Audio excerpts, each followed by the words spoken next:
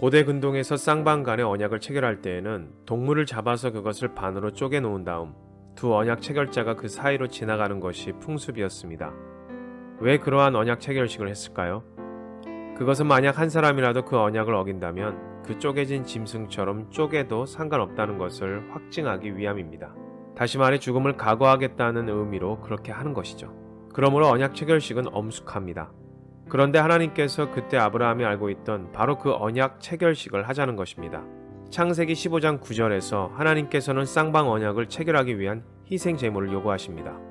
3년 된 암소, 암염소, 숫양과 산비둘기와 집비둘기입니다. 왜 3년 된 동물을 요구하셨을까요? 3년 정도 자란 짐승은 완전히 자란 성체를 가집니다. 하나님께 드리기 위한 희생 제물다워 보이기 때문이죠.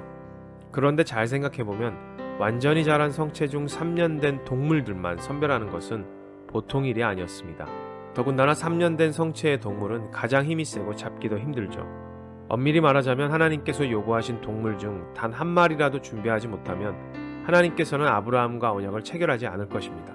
죽음을 각오하는 쌍방 언약, 그 희생 제물은 목숨을 각오하더라도 반드시 준비를 해야만 했습니다. 다행히도 아브라함은 많은 하인들을 거느리고 있었습니다. 그들이 동물들을 직접 키우거나 혹은 방목하여 키우고 있어서 3년 된 동물들을 선별하는 데는 큰 어려움은 없었을 것입니다. 하지만 가장 큰 문제는 산비둘기였습니다. 말 그대로 야생에서 살아가고 있는 비둘기를 말하는 것입니다. 산비둘기는 당장 잡을 수 있도록 준비된 제물이 아닙니다. 물론 당시에도 흔하게 볼 수 있는 새였지만 고대 근동 광야에서의 비둘기는 철새의 습성이 있었기 때문에 쉽게 잡을 수 있는 흔한 새는 아니었다고 합니다. 아브라함은 이제껏 사용한 제물은 전부 소, 양, 염소였습니다. 산비둘기는 평소 때 귀하게 보이지 않았습니다.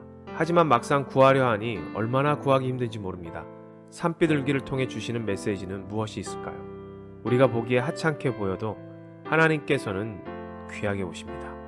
5 종류의 동물은 인간과 가장 밀접한 그 시대를 대표하는 동물들이었습니다. 하나님과의 친밀한 관계는 작고 크고 보잘것없고 귀하게 보이는 것으로 맺어지는 것이 아닙니다. 재물의 가치로 순서를 매기려고 5가지의 동물을 요구한 것이 아니라는 것이죠.